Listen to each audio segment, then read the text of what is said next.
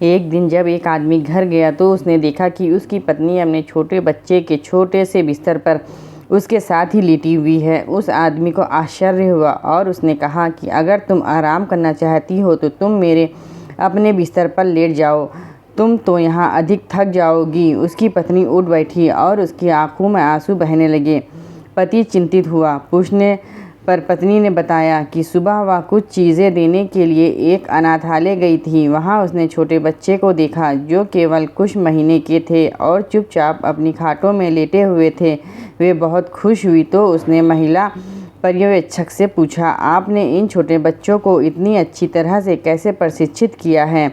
कृपया मुझे भी सलाह दें, मेरा भी एक छोटा बच्चा है। पर्यवेक्षक महिला ने उत्तर दिया कि हम प्रार्थना करेंगे कि आपका बच्चा कभी ऐसी आज्ञाकारी ना हो और मालिक आपको उसके लिए जीवित रखे। जब ये बच्चे यहाँ आते हैं तो शुरुआती दिनों में भूखे होने और डायपर खराब होने पर रोते हैं, लेकिन हमारा स्टाफ बच्चों को व्यक्तिगत ध्यान देने के लिए पर्याप्त नहीं है, इसलिए हम उन्हें रोने देते हैं।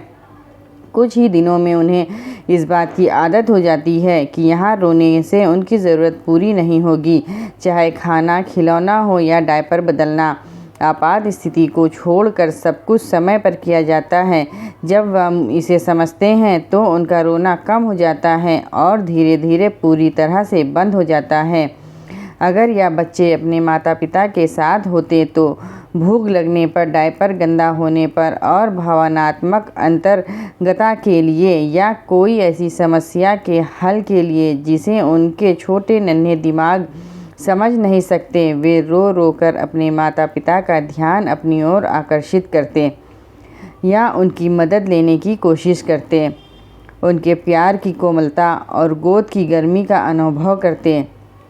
लेकिन क्योंकि ऐसा नहीं है और हम खुद बहुत मजबूर हैं तो हमने उन्हें रोने देते हैं। कुछ दिन बाद वे अपने आप थक कर खामोश हो जाते हैं। इसलिए वह स्त्री जब से अनाथालय से आई थी अपने बच्चे से चिपकी बैठी थी। महिला हर बच्चे पर उसके माता पिता की छाया सुरक्षित रखें। वीडियो पसंद आई हो तो इसे लाइक कीजिएगा, शेयर कीजिएगा, मेरे चैनल को सब्सक्राइब कीजिएगा और आप बताइएगा आपने इस वीडियो से क्या सीखा।